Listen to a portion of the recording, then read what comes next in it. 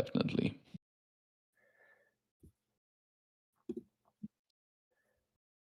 Okay.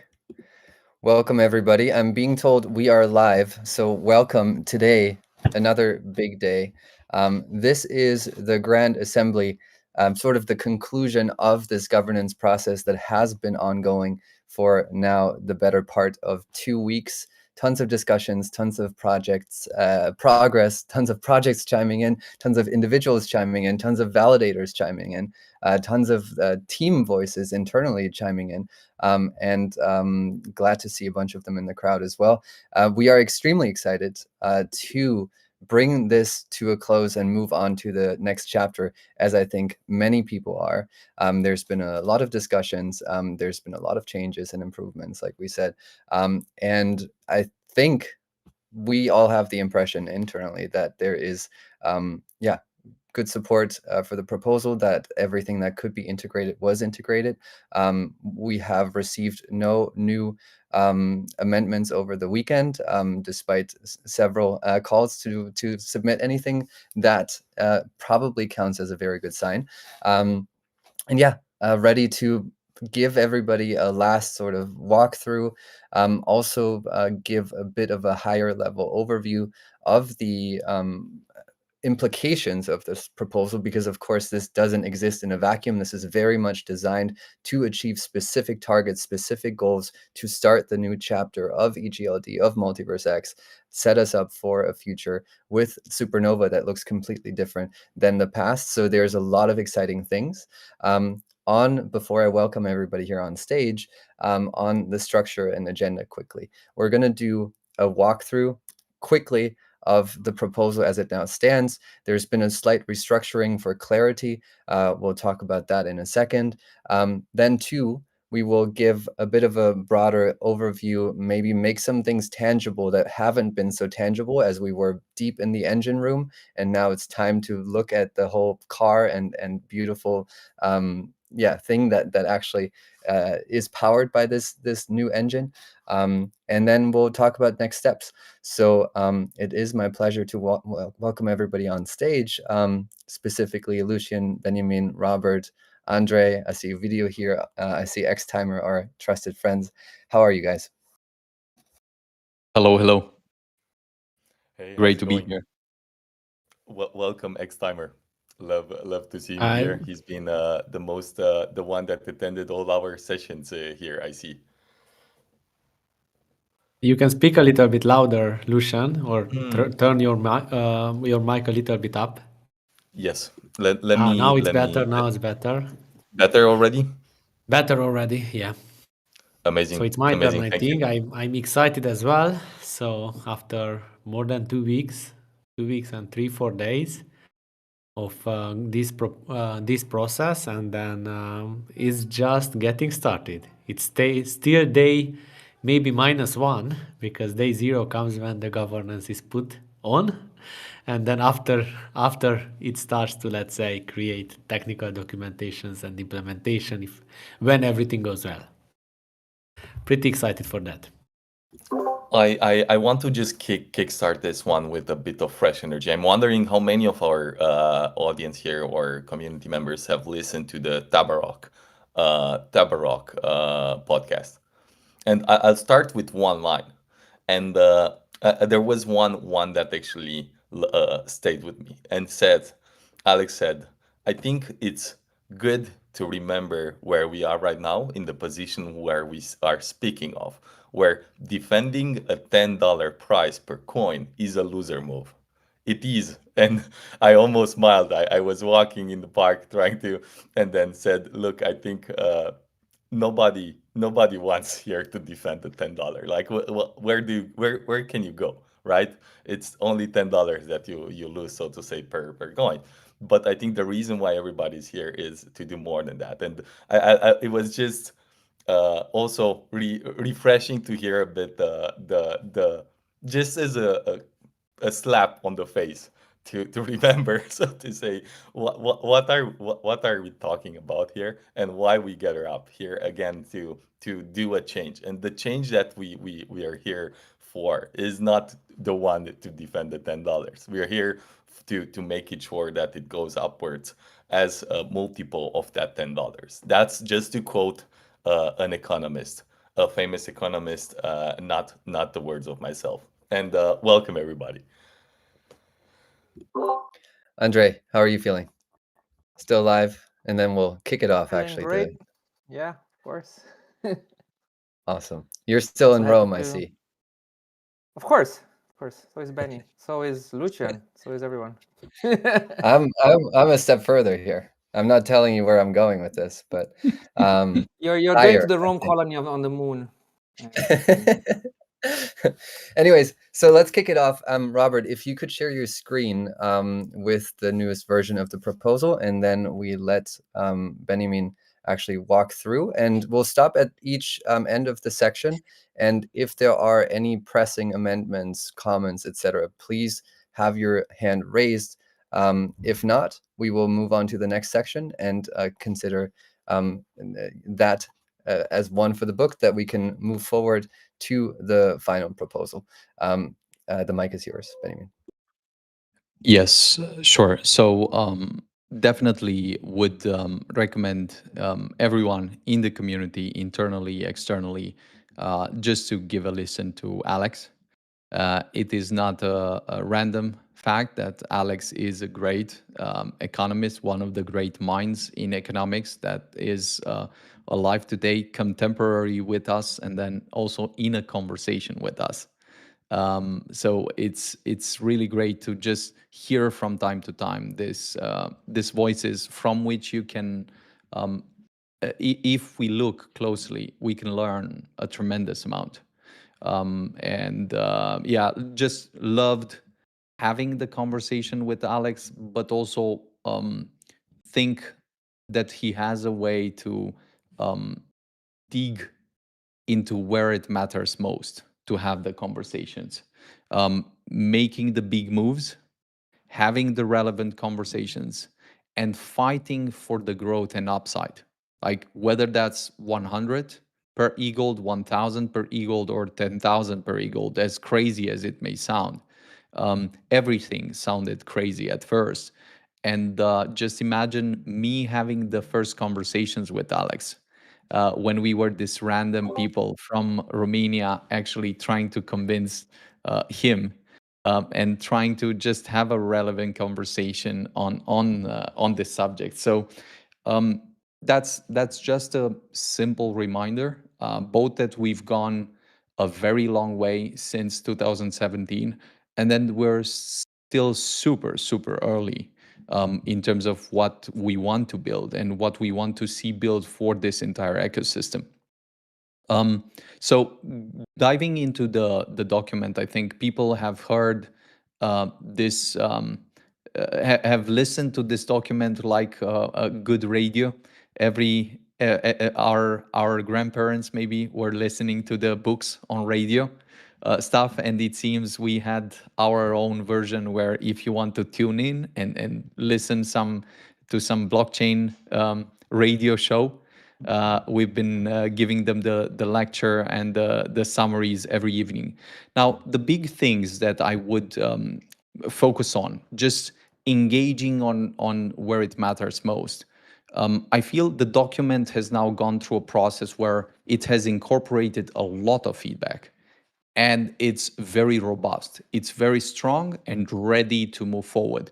And in its current form, you can almost think about the document as two really significant sections. One section that covers everything from the staking APR, through which we're trying to attract liquidity, the builders' incentives that are very ambitious, through which we're trying to bootstrap and accelerate revenue, and the DeFi yield, the pro staking part, and some other elements like this that essentially are all clear. We've seen that everyone is aligned to those. People are super aligned to them and want to see them move forward as fast as possible. And this first section we've carved out and said, this is very clear. This section has an implementation schedule. You can feel that we're with the guns out, just waiting for us to go through the governance process together, to hear the thoughts, to have everything integrated, so that we can then move and seize this opportunity for the network. This is one big section. And then I'll invite Robert to add if he wants to add something on section 1. Robert? I don't know. Yeah, so the document in the preamble and the abstract remain the same. And then section 1, it should be chapter 1, I think, or sector 1, depending on what we will call it 1. And then we have, let's say, chapter 1 and chapter 2. Chapter 1 is actually the internal mechanics. So the Yes. economic side of the internal chain and the emission rates and how the whole math behind works and the whole concept around it, and then how it moves from the legacy model, which was for 10 years, to the new evolved model. And it has all the same things around depiction around, let's say, the section 1.1 is the new emission model with the engine growth. And then it describes how we start with a supernova genesis year with 8.75% emission, and then it has a stabilization phase decreasing to 5% and a steady phase later on between 2 and 5%, all depending on growth and all depending on how growth happens, because that's the basics of economics. We have to measure growth and make around that. Today, actually, I made a bunch of math around harmonic functions and Fourier transformations and curves and around those things to see where it fits. And the nice thing about all this that these formulas actually are low pass filter of harmonic functions and Fourier curves, which are transformed into these super simplified versions of change in the inflation rate depending on the growth. And we figured out we had made some mistakes in the small table around there, and then changed those numbers. And then the simulator is updated as well up until 20 years. And then we have the distribution model. This is still section 1, which is simple staking, 50% user and 50% for the accelerator, which has those 3 subsections. And then we have an APR calculator and the governance model. So this would be, let's say, section 1. And if I think our right now, it would be that if people wants to get in and discuss this section, then we have a time for that. After that, we move into section 2, which are the next ones. Yeah, we're doing this on like speak now or forever hold your peace basis. So please raise your hand if you want to come up, speak your piece. Otherwise, we will move on. You can start raising your hand during the section if there's something that is pressing or an amendment.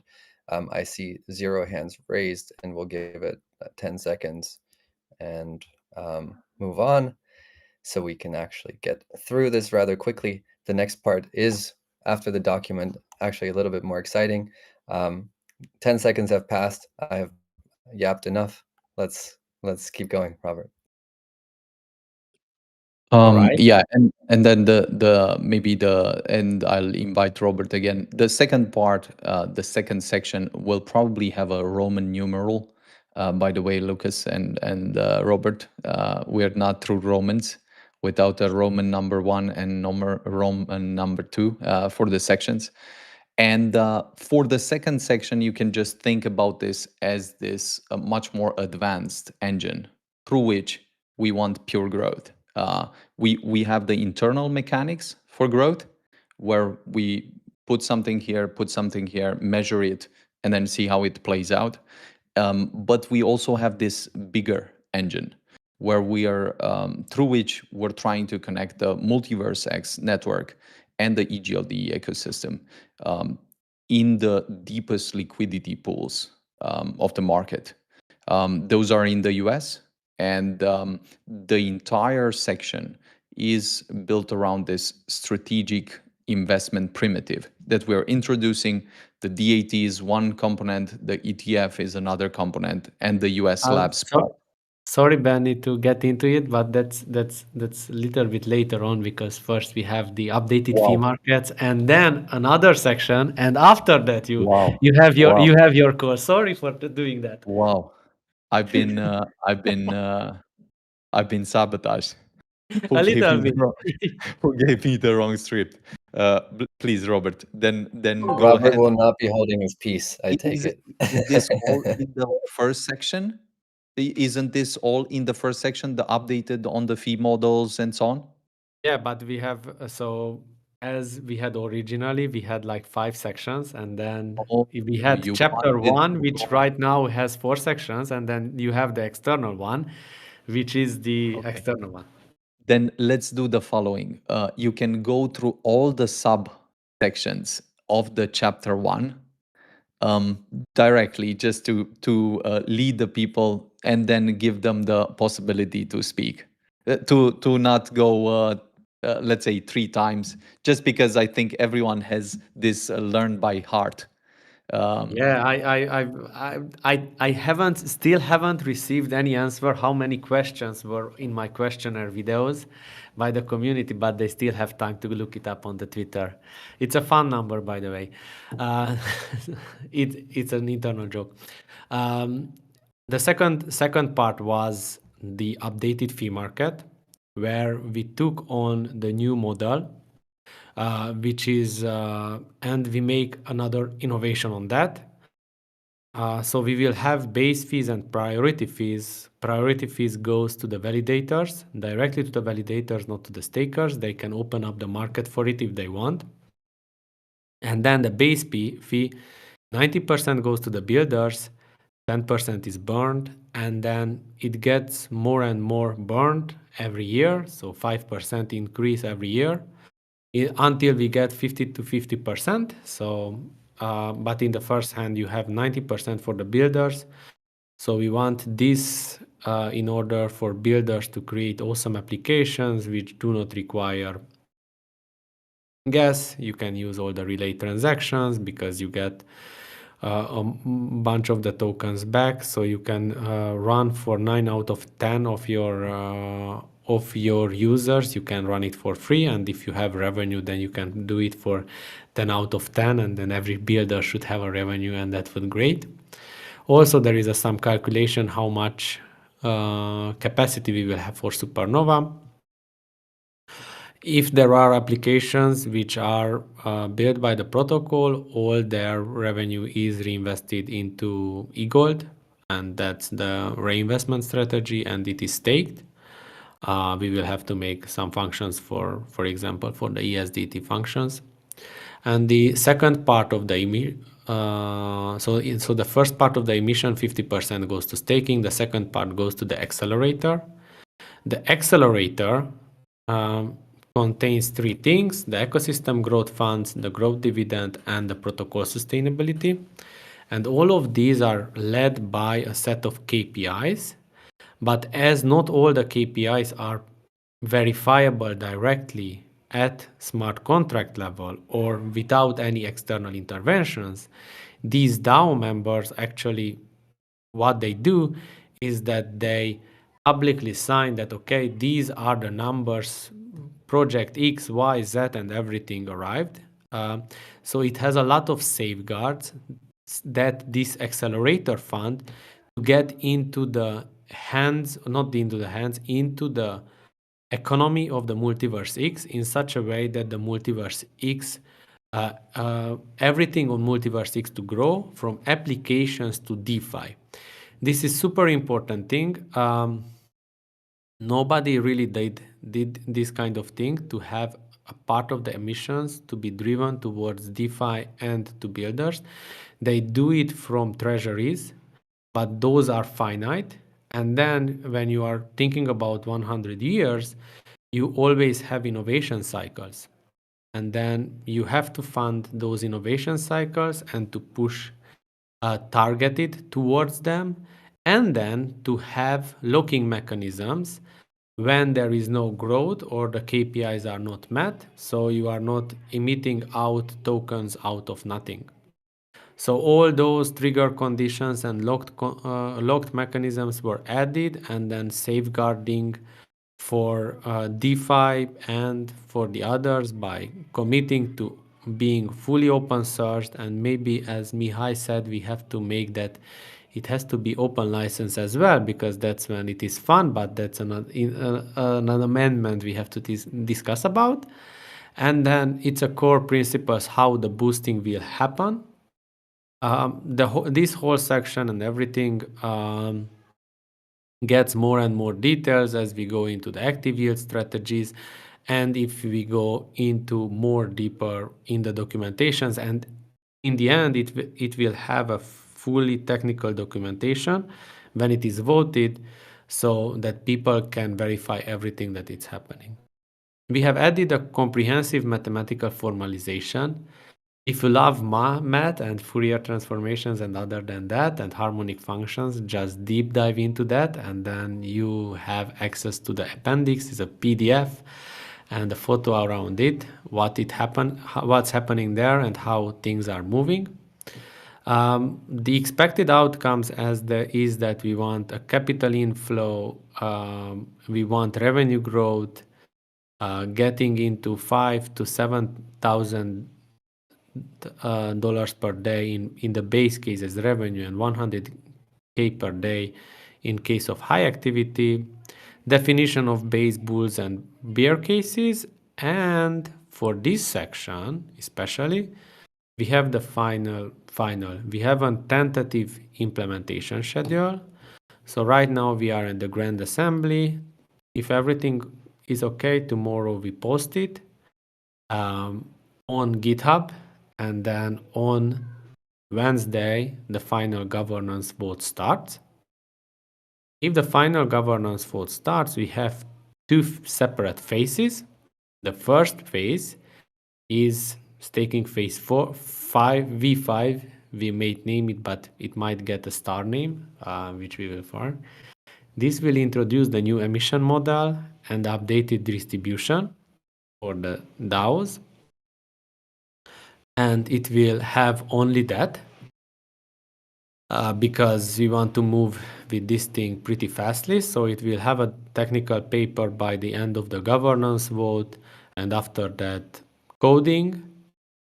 And while there is coding, we will launch the technical implementation paper for the updated fee model, for the coded KPIs, and that's it, because reflexive strategic, that's chapter 2 or section 2. And then in November we will have the DAO member election and the process definition. First the definition and then the election. In the meantime, the protocol team is pushing Supernova really hardly, and then after Supernova is launched, after that we will start to integrate the new fee model and the quoted KPIs, and that's a tentative launch for that, the updated fee model in January. So that's if everything goes well, then every month we will have a new release to make the whole network better and better. And that's it mostly for section 1, and then section 2 is the external ones Benny was talking about. Yes. So again, I think the people have already heard about the structure of the document. They have all the links. Everyone can take a look. That is great. What's important about the first section is the first chapter, the first big chapter. I'm not discussing about the subcomponents and the details. This is a fresh engine with power that is here to be paired with Supernova so that we can feel we move some mountains. That's the simple version of it. This is designed and has the implementation schedule immediately close to it. because we normally have absolutely no time to lose.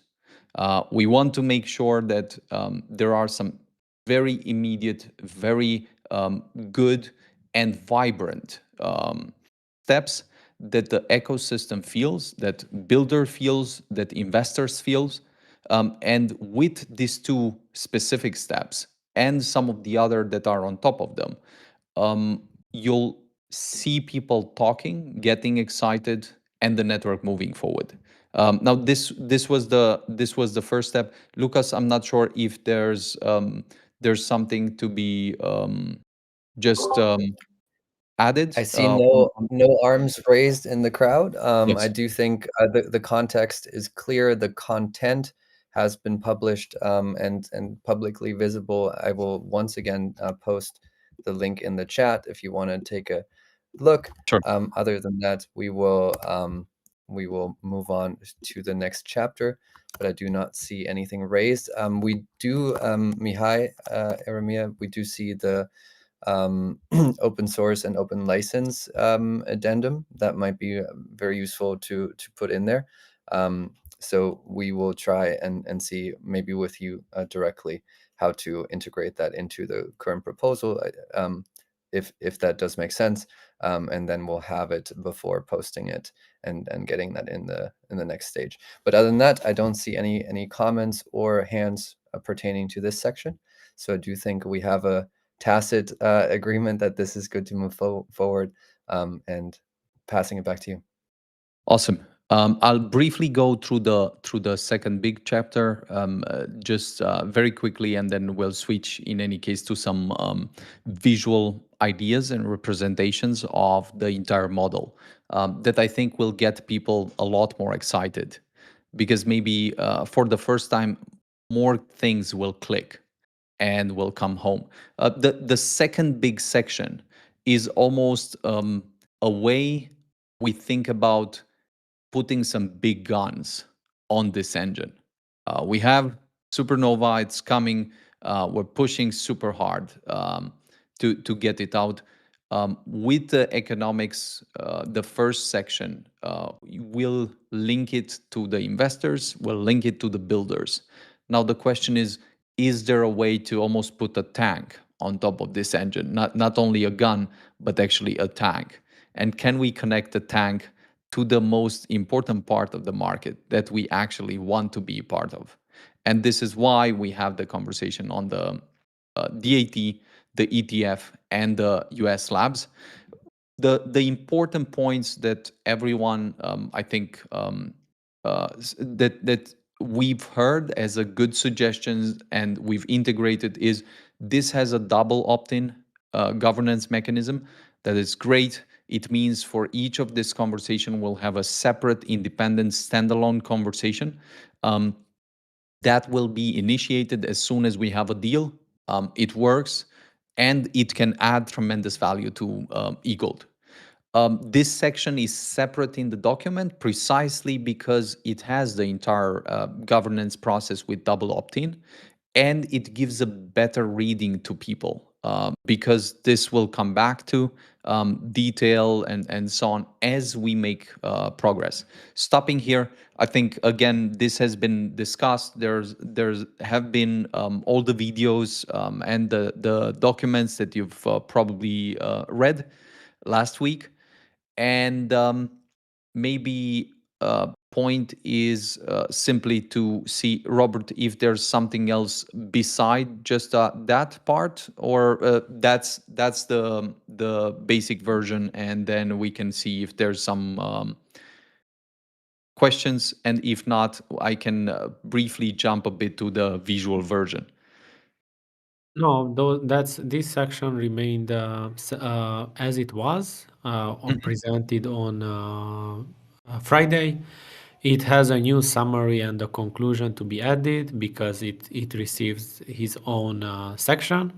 So that's the whole thing about it. And then it separating like this, it makes clear for every person that those two sections, how will they work, and that there is a double governance mechanism for everything separately which is happening on the section 2, so it is much more clearer for the community that things are going in a direction which everybody wanted that kind of direction, and that's good. Perfect. Then I think if Lucas, Yeah, it's seeing no hands, looks like we're all clear to get to a pretty exciting new part, which is going to be what the next sort of phase will be about. Because I do think, like we were saying before, this has been in some sense very exhausting to like work, like be there, work on these nitty-gritty details. It's been also extremely fruitful.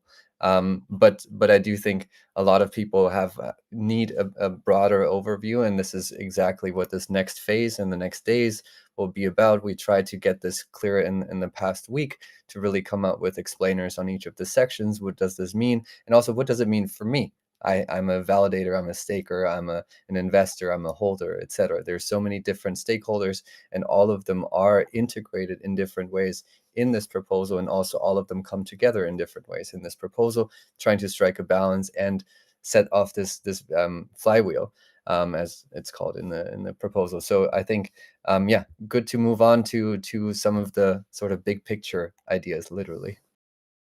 and I'll take you guys a bit into the very simple thing here. In some sense, up until this point, if you will, we've gone through the technical parts, we've gone through the math, we've gone through the procedural part, we've taken the pains, and we now have a good, robust, strong conclusion. Now, the point is that in order to reach, let's say, higher level point, in order to reach the point where you hear some music, the music sounds good, maybe it's a symphony, maybe it's something that really stirs you. Of course, you cannot produce that overnight. Of course, that takes time and so on. And I think this is what most of the people, most of the community always want to hear. They want to hear what's the music, what's the thing that will get me excited, that gets me across the line, and gets me to the point where I know why I've been here. Why have I been here for 5 years, for 7 years? That's sort of the question that no one is expressing like that, but I think this is why all of us are here. And so maybe I'll just share the screen and bring you briefly through a few images that try to capture the essence of the economics model in a few ways that really kindle the imagination and really tell a story of growth that is anchored in the mathematical part, anchored in the modeling part, but it's just much simpler, much more simple for people to navigate around and have a conversation on. Now, note that all of this is super raw. It still has a lot of messy things. This takes 30 iterations on one image until you add the different layers and so on. And you cannot imagine how exhausting it is, both for the design and math people and for myself. So and also everyone else. But the good part is we're here, and I'm going to just share the screen and take you briefly through the images, and then we'll stop a bit. Entire screen, not entire screen, applications. I think this is it. Can you guys see my screen? Yep. So I'll jump to the point. We said there's a new economics model, and we said the new economics model is built for growth. So what does that mean? And here you just have this one coin, one eagled, and almost the only simple tangible question at first is, how do we 10x liquidity, 10x revenue, and 10x demand? And the answer, in some sense, is all in front of us. We have the first circle here that still adds a kind of robust digital scarcity. that looks a bit different than what we had in the past, but it's still very much there. And it's the essence of what eGold will continue to have and will be built on. But on top of that, there's a second circle that adds a second layer to it, which is algorithmic incentives that are very specific for two categories: investors and builders. For the investors, it gives them very competitive um, incentives, but those are done with a very clear targeting, attracting new liquidity. If we do this, then the spinning of the second circle will immediately be reflected in price. Second, builders. What do we want from builders? We want revenue. We want a revenue machine to be built on this network. What do we give the builders to achieve this? Builders incentives. And that is the second circle, with the algorithmic incentives that specifically drive liquidity and revenues. Then there's the third layer of the circle, which is demand-driven growth. And demand-driven growth just says you have scarcity, that's good, but on top of scarcity, you need more, and you need specific liquidity and revenue. But you know what you need in addition to those? You need institutional demand. Why? Because the market is where it is right now, and we need that type of institutional demand. So in one image, we take this idea, and every eGold has inside itself embedded these three layers that will from now on always drive the growth part. And this is the first image. I'll go to the second point. You'll probably during tomorrow or the day after that, I'll share a version of this document with a bit of clarification, what it means. But the point is, everything we're doing here, I've put in a very mechanical way. And if I move one step further beyond the growth part, I'll take the components. What growth do we mean? What type of growth do we target here? And the first type of growth is we want liquidity, especially 10x liquidity maybe. So you can see this big liquidity ball here.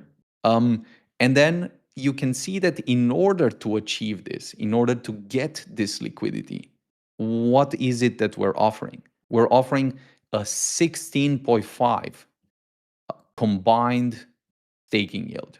That's extraordinary. That's not only competitive, but that leads in a way that is very strong and directly contributes to something that we really want to see in the network. And I've added here some very simple clarifications. If I look here below, liquidity means active capital within the MultiversX economy. High liquidity means more depth, more velocity, and more market resilience. But the point to make here is when liquidity comes in the ecosystem and becomes staked capital, how does this happen? It happens via a very simple mechanism, buy pressure. So liquidity means that we want someone to come and buy 10x of what they bought up until this point and stake, because there are some really great incentives. This is very clear for everyone because in some sense the network wins. It's much more stable, it's clear, it has more capital. And of course, all of this is also reflected in price, because when someone buys, you can see that part. When someone buys and stakes, then this is very productive capital and very aligned capital that stays within this ecosystem. This is the first type of liquidity, the first type of KPI. Then there's another really cool KPI that everyone will get more and more of. And this is revenue. And we've specifically said that we want to build a competitive revenue machine. We want to have our revenue machine work really, really strong. So first, let's define a bit. What does revenue mean? It means the total economic output of the network. It means activity, it means transaction, and it means value capture. So how do we get more activity and usage in the network? How do we get more transactions? How do we get more value captured? Well, we're doing it through two very specific levers. One, 90% of the transaction fees go to builders. This means more builders can build in a different way, can have a revenue model, can test some things, and if they deliver value, they will get value. And then there's also the 20% out of the emission that specifically go to builders through this growth type of credits. Now, again, nothing is lost here, but that's an understatement. When we get 10x revenue, it means that more supply out of the Eagle supply is used in a closed loop, does not sit idle, but actually is very, very productive. And it also means that in addition to more of the float or circulating supply being put at great use, it also means that essentially the output of the network, the value captured by the network is increasing. So I've mentioned these 2 points, the staking incentives that attract liquidity and the builders incentives that jumpstart the revenue machine.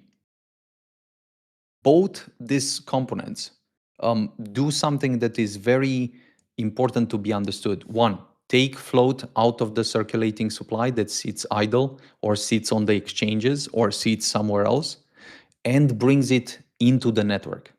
This means buy pressure, but as a second step, it means capital does not only flow into the network, but becomes productive, either via staking and contributions on that front, or via usage, revenue, and all of this.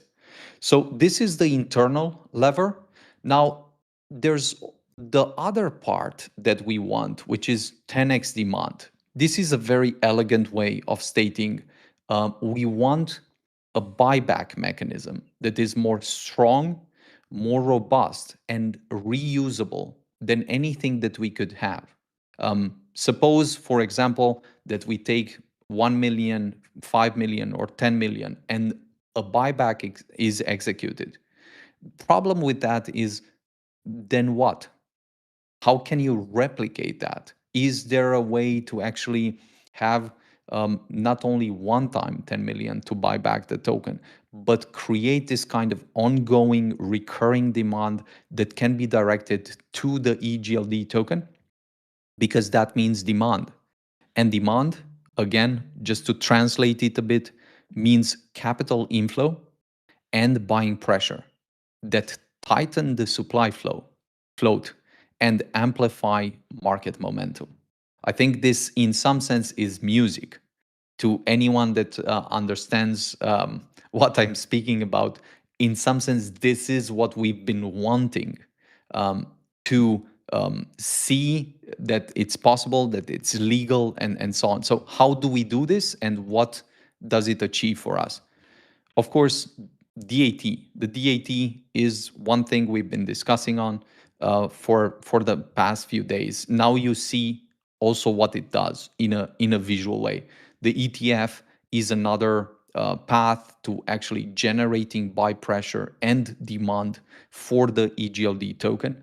And the labs part is the structure through which we secure the 3 very important deals. We make sure that MultiversX is represented in the 2-3 most important discussions that are relevant in the US, whether it's Wall Street, whether it's White House, or other important strategic deals. Closing this part, we want with this a new market connectivity that accelerates by demand and create supply locking catalysts.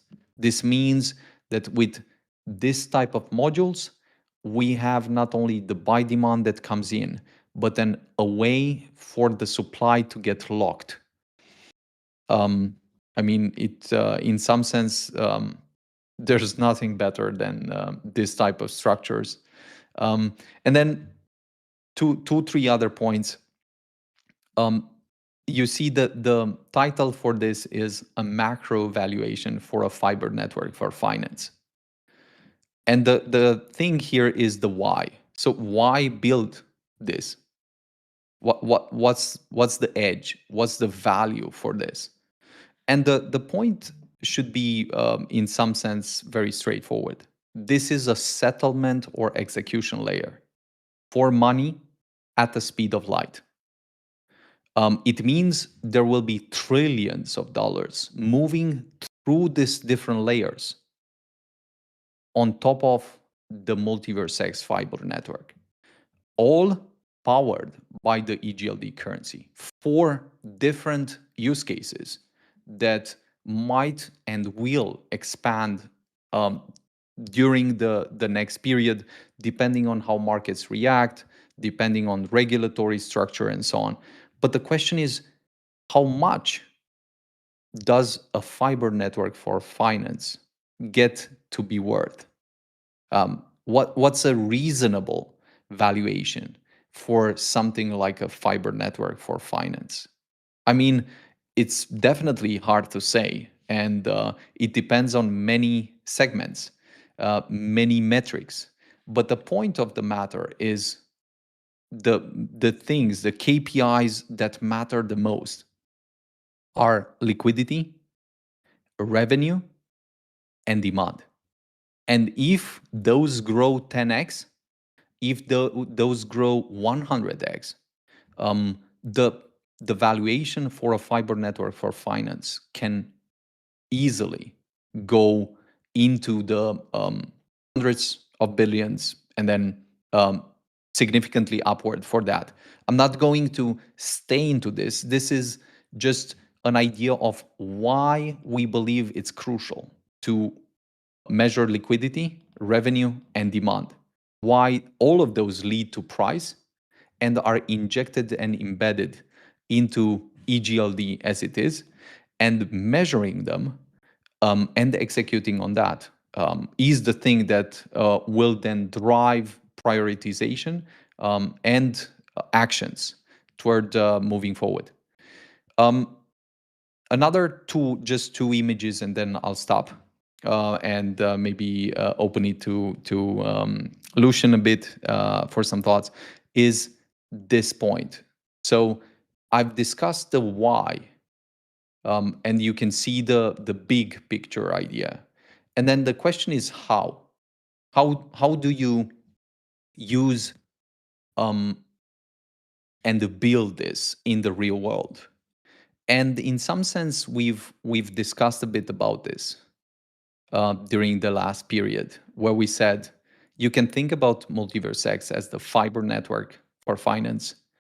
We might even discuss about some unique use cases that we put on top of it to make the fiber network actually even more tangible for consumers. And on top of that, you can think about this is the settlement or execution layer. Then you can think about the liquidity layer with global stable coins, and one of the key use cases for global stablecoin infrastructure, which is payments. And then the wallet, which, if you think about it, has one of the strongest use cases, which is an exchange. Most people do not go into a wallet to just keep the money there, counterintuitively.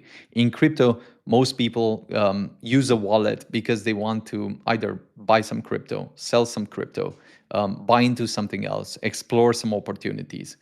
But the point of the matter with this image is that on the one hand, you've seen some potential use cases, and here you see the infrastructure.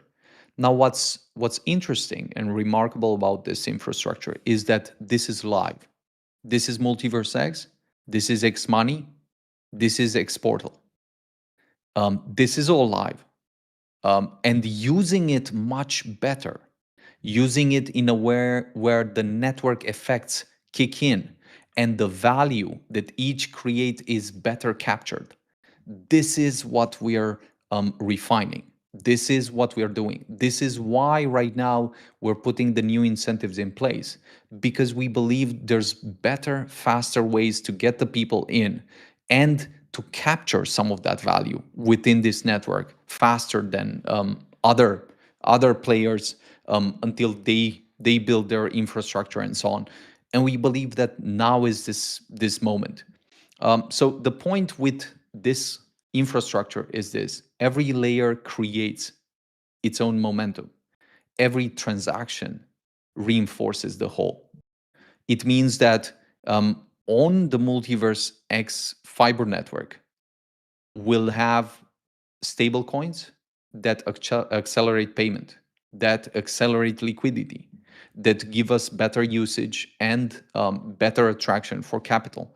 It means that through Xportal, we can already offer an experience to our users that is extremely compelling, that is better than almost all the other wallets out there. And we want to make this better, more refined. And putting it together like this just gives us a better idea of what we've actually delivered, what we have, and why Supernova makes this entire engine stronger, and why the economics model makes the liquidity spin faster, move faster, and come in faster. So the last point, of course, in the document, I explain all of this. This is a very, let's say, imperfect version of the model. The document, it's not final yet, and so on. I'm still refining it with the guys, and there's still probably things to put in place. But the point of this conversation is this: what everyone cares about is how do the incentives sort of move from the high point that we have now to something that is more reasonable in time from the incentive standpoint. But even more important is, how does growth look like? How does a model of the outcome look like? So if, for instance, we get 10x liquidity, how does price grow? That's I expect what most people in the community want to know. And that's what we're trying to at least have an informed intuition on, because we have some models that set a range, mathematical range, and hey, it's probably going to be anywhere between this and this. You can't state for sure, but the point is, if demand, if revenue, if liquidity comes in, then most important conversation is, how do we grow? Can we grow? Can we grow beyond 100? Can we go beyond 1,000? We grow beyond 10,000? Is this ludicrous, or is this math that can actually guide us toward what to double down on, what to bet on? And I think and I feel that we've had so much conversation on the brakes. How do we put on the brakes? How do we not do this, not do that, and so on? And very little conversation on growth and how do we make it happen. I think, humbly, that everyone wants to find a way for growth to actually work. And what we've been cooking together, what we've been discussing together, is actually components of this model and how do we make it grow. If I simplify, we'll probably have a kind of ignition moment. We'll probably have an acceleration moment. We'll probably transform that acceleration into some type of momentum. And then Who knows how this looks in tens of years? My entire point here is we're sharing something with you that grounds the conversation in something very mechanical. This is what we're measuring. This is what we're paying for what we're measuring. And this is what we all want to push towards. And so maybe the conversation during the next period, during the next few days, will be much more.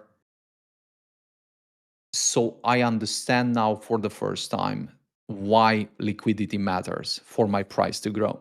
I understand why revenue matters for my price to grow. I understand why I want demand, and I want as much as possible uh, of that demand.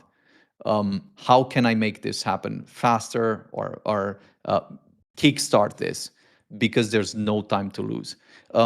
Stopping here, and then I just wanted to share a bit of the taste of actually what we've been working on, what the music looks like. Um, the the the point of the conversation is growth can take many forms, and when it works out, it's unlike what you've ever seen. When it doesn't work, it's hard. You have to reinvent yourself. You have to go through the process, and so on. But what I've done right now is, again, this is the same model that we've discussed about, but now you see it in one image. To get it in one image is super hard. And even this you can work on, because one image can become an even better symphony a bit, can tie things together, and so on. Stopping a bit here, maybe Lucian, if you want to add some thoughts. And Definitely, definitely. I've been so. By the way, brilliant illustration there, and the simplicity of it makes it just default 10 times harder, especially after months of work actually putting together the first proposal and advancing until today, and now also just simplifying in picture. It definitely seems that someone took some time for that work. So very good job. Now, I think on to build a bit on top of that, I think the way I would summarize is, okay, so cool, we have a new engine, we have definitely the best primitives that we're shipping out with sub-second finality, maybe double zero integration, going to absorb speed times and execution to build a fiber optics for finance. And then now we also added and solved some of the key challenges, I think, that we face as an ecosystem, which are targeting validators, targeting sustainable growth for builders, targeting meaningful adoption for the protocol block space, and then also targeting investors and growth on top of that. Now, one thing that I think I'm personally excited on top of that is particularly that for a first time after a very long time, I think the discussion would move from not yeah, would this survive? Would this be a tomorrow? What about all the FUD around? Now, the question that I will wake up tomorrow and want to know about is which integration should go first? Now, zooming back and thinking for a second that there is not a problem of tomorrow, a short tomorrow, then the question is there should be a bet of on what's perhaps the most relevant piece of technology that will get most of the adoption for the next years. Which are those kind of stuff? So on the one hand, so for example, if we say American debt will be tokenized and distributed over stablecoins. That's one of the crazy points that I want to think of and engineer from that towards something that will drive, like if we look at, so again, maximum focus on solving what is needed on the mechanics of today, to move this, steer it in towards the growth phase, and then go back on top and then say, okay, now let's rethink a bit this.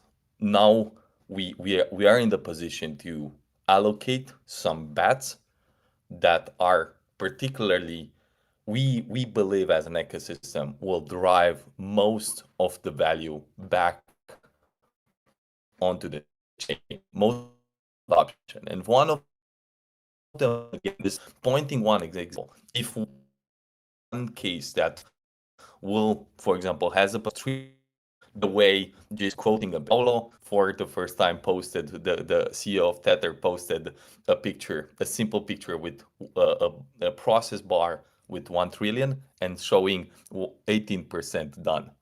Think this is lands 10 times, 100 times more powerful than me just stating, but seeing 18% done for a single company already on that end. Now, the only question is, how can we as an ecosystem plug in shortest time frame to that? What, and to any kind of similar bet, is what are the simple moves that we are building, and this time for the first time I think we're engineering built in the protocol into the governance, the need for that. And I think this is the part that excites me the most. Like I this will be the one that will just elevate and take the next topic of the discussion once we have settled for this. The mechanical stuff will immediately want to focus and will be the only focus on. Now we have, I think, no excuse for bringing and incentivizing the utility and the usage of the network. The use cases that we all wanted, now basically you could almost say, okay, if we integrate an exchange, then what about if the exchange will have zero fees by withdrawing and depositing to a different exchange with using MultiversX? What about if you have all this kind of mechanics that will drive the 10 times the liquidity on chain without even making it a rocket science? So this is the only, just pointing how small the difference is. On the previous discussion, we also had looking on, hey, what are the usage points of the users that we think that will eliminate any kind of friction point and will have a superior mode compared to any other network? What if all the exported users will have their first transactions for free inside the network? What if? And then those what ifs are literally few days away. This is, again, the way I would look at putting it at the grassroots, and again, just putting a bit in perspective what I think will matter, will matter, and how I would look at this. Let's do it, Lucas. Yeah, I think it's very interesting because once you kind of get over the hump of like the fear is always like about what you can lose, right? And people tend to always focus on that. Now there is, as Alex Tabarrok said, there is not that much more to lose. This is a cynical view, and I don't think this is something to really think about in that way. But there is so much upside, and the potential that needs to be unlocked is something far more significant than this looking back and the fear. So we're at certainly, I think, an intersection where the focus becomes growth and how to achieve it, and in different ways. And we've seen through the last 2 weeks plus, there are many very great ideas coming from the community. And I think keeping that channel open and actually opening your minds to this idea is like, okay, we have all of these new incentives. How do we actually bring them to market? How do we actually, get new people into the ecosystem? How do we attract new businesses, enterprises, institutions? Because there is now a chain that can process far more transactions, far more scalable, far cheaper, etc., than other pieces of infrastructure, and actually has a full tech stack that can support all kinds of different use cases. How do we leverage that to bring the types of transactions, businesses, etc., to this chain, and then use the chain to its full, and the network to its full potential. I think that is the kind of questions to start asking yourself at home, and bring those ideas, because we've seen again over the past weeks and days how much that can really shift things in a productive direction. So I think that's the most exciting part, that now once there is an implementation phase and there is actually the execution, this opens up an entirely new market and model to start thinking about in different ways, and very much forward looking. So that's, I think, the exciting thing about this, and very much looking forward to sort of continuing these discussions as we move forward with the model that is very much shaped by the community as well. I just want to add actually that I think there until now I still see from inside out that is still has still been missing, and I want it, but I think will come with the RSI double vote down the road. I think the business part and integration part is very much the one that um, even myself I want to want to actually speak about. So on the one hand, again, just restating, those are stuff that are preliminary, just mandatory stuff for the let me just restate a bit of one because I've been challenged and had many discussions with friends over the last days, almost every day, all my dinners, lunch breaks, everything was around economics, and used that time to spread around, and I've tried to translate this for everyone's uh, language to understand, and was fascinating actually. One of the challenges when it comes to protocol revenue and translation to valuations, and how very much differs those two. On the one hand, there is a mode to that, and it's very much needed, but in which world Tesla's valuation is reasoned towards the net growth or net profit on the car produced, right? In no world, let me simplify that. There's entirely different modeling for that. Now, on the one hand, it's still very much needed to be profitable and then to have very functional model. But then, if we look at the simplifying a bit and zooming out on what makes a big difference compared to European or common sense simplified valuation models, and then to the ones that actually we look up to, that are top 20 in the world, and that there's hard to place anything from us in there. Now, if I looked at that, one point was, on the one hand, the part that we're solving right now is literally the way I would point to this kind of stuff, just to break down the valuation model and the needed changes. The point one are the ones needed for the car to be produced, purely like that. So if I look at like I would put the valuation model for Tesla or any kind of company, though, the point one is ensuring that the factory works and produce and literally ships constant growth on whatever it's needed. The point two is the multiplier that sets in its own category and jailbreaks actually the competition or against the standard rules. Now, this is particularly the way I would translate the entire changes.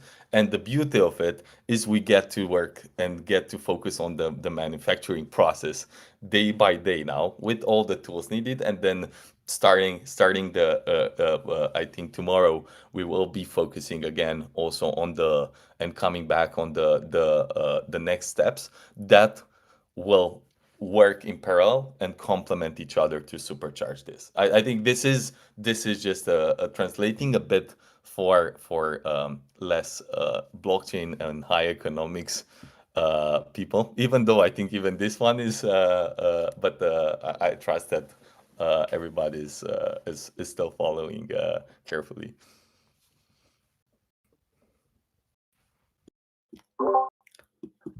I think kicking back to you, Benjamin.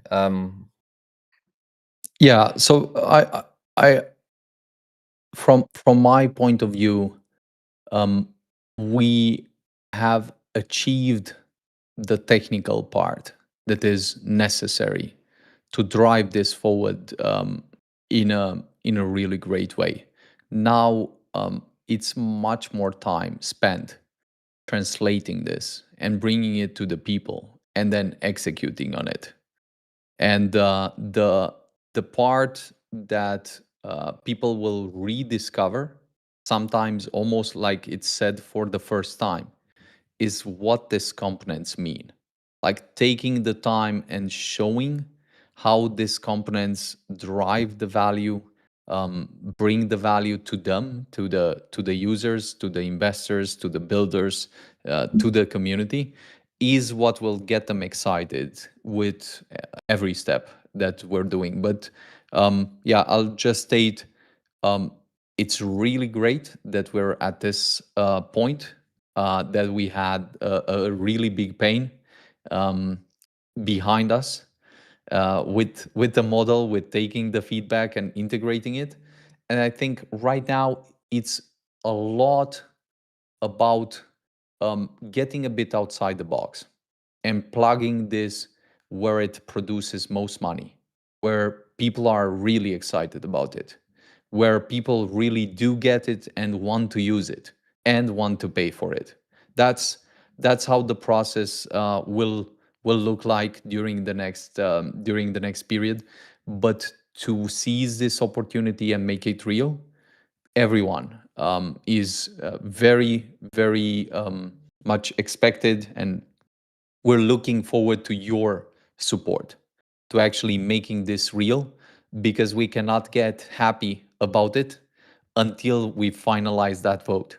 The vote is done, and we know the rewards are coming to the investors, the rewards are coming to the builders, and we can make sure that MultiversX is on its path to perhaps the not only the biggest upgrades in terms of technology, but then also economic incentives. Because for most of the people, this is what they'll look at.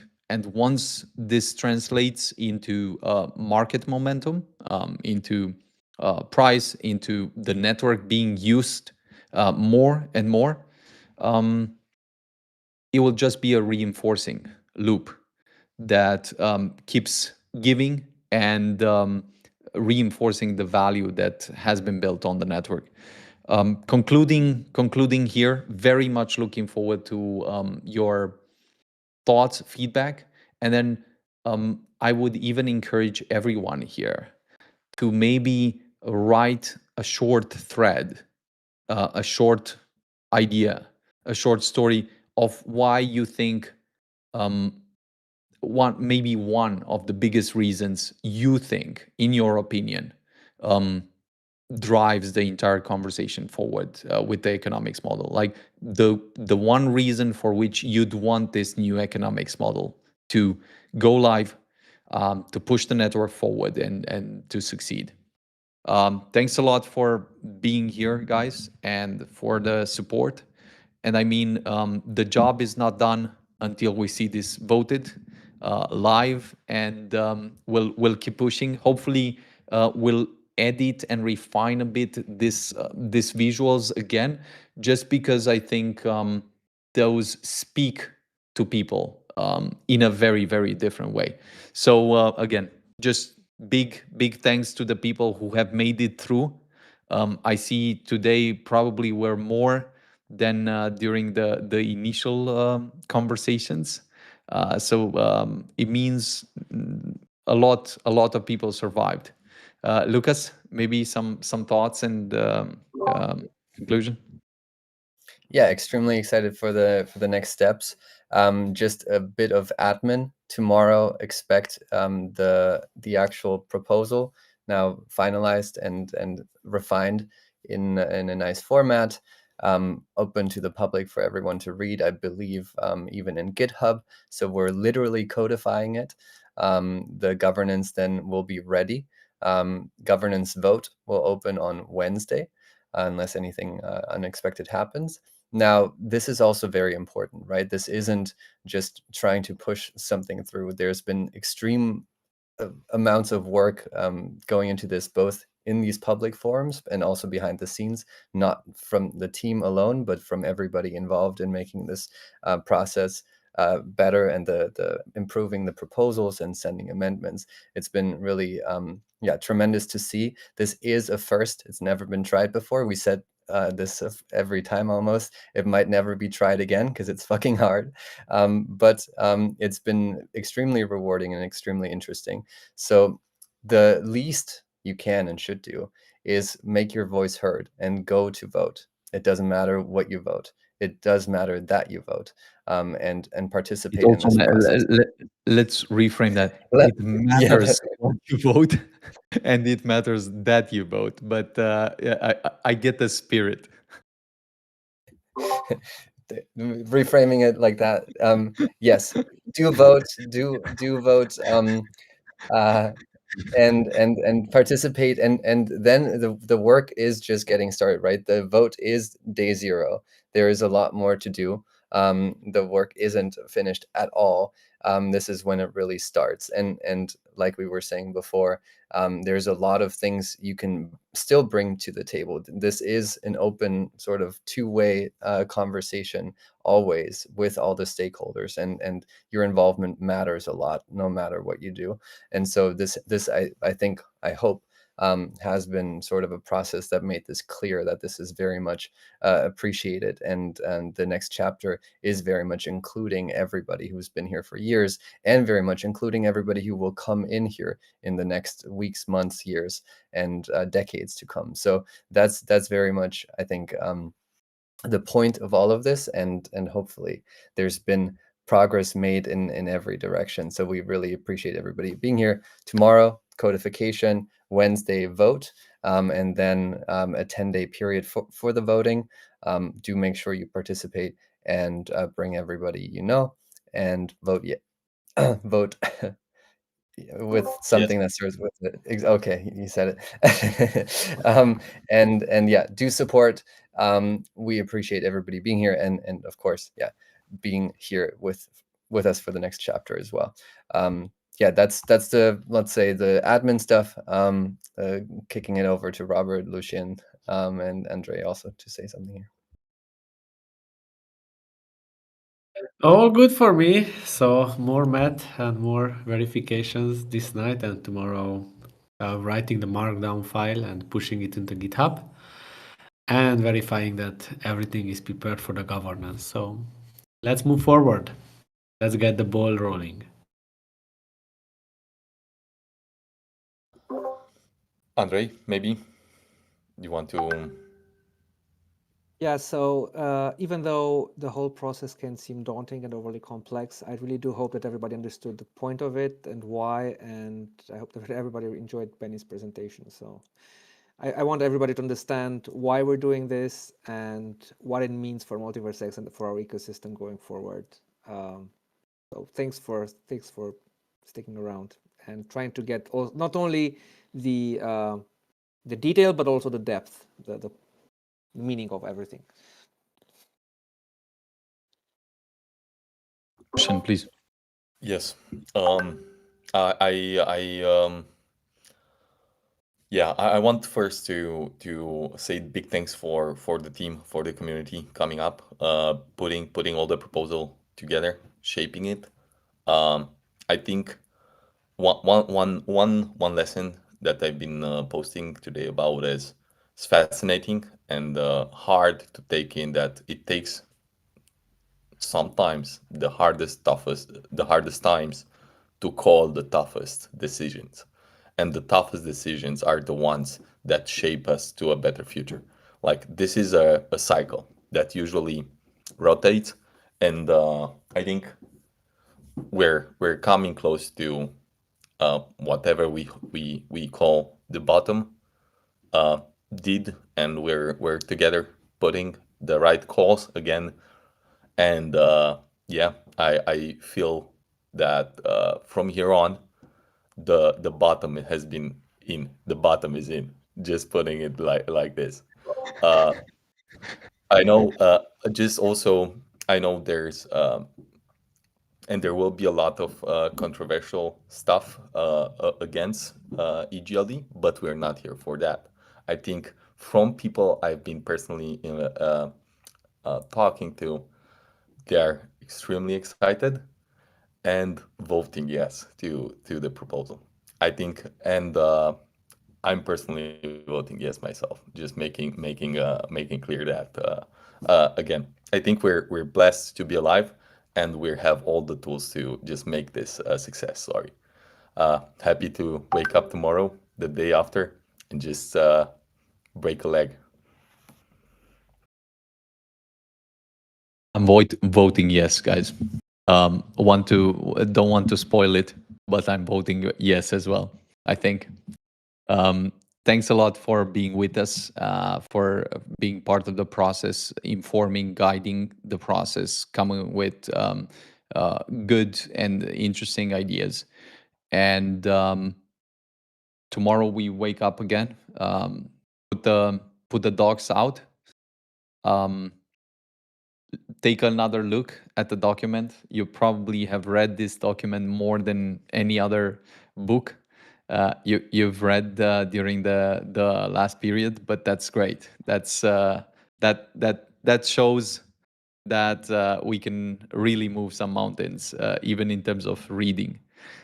So that's it. I think once we have that, we'll share some thoughts, and maybe the last call to action would be definitely share some of your experience, thoughts, what you've learned, and one great reason why you think this adds value, or how you look at it, because too many moments. People don't share their thoughts. They think, no, the others know. Everyone is probably thinking the same. Why don't the others share? And then all the nice people think like that, and the not nice people they don't think. They actually just share all the stuff, whatever they think, and so on. So it's valuable, and it's very appreciated when you take the time to share some stuff, some thoughts, some feedback, and people do read and do appreciate that. So again, thank you. Tomorrow, the again the published version, and then hopefully on Wednesday, we move some mountains together. Voting yes. Hopefully. Let's do it. Thank you, everybody, for tuning in. Thank you for being here. Thank you for your hard work. Thank you for all you've contributed so far, and hoping for many more great contributions. Have a wonderful rest of the day, evening, night. We will see you again tomorrow and every day after. Take care. Stay alive. Keep busy. Bye, guys. Have a good Cheers. one. Cheers. Bye bye.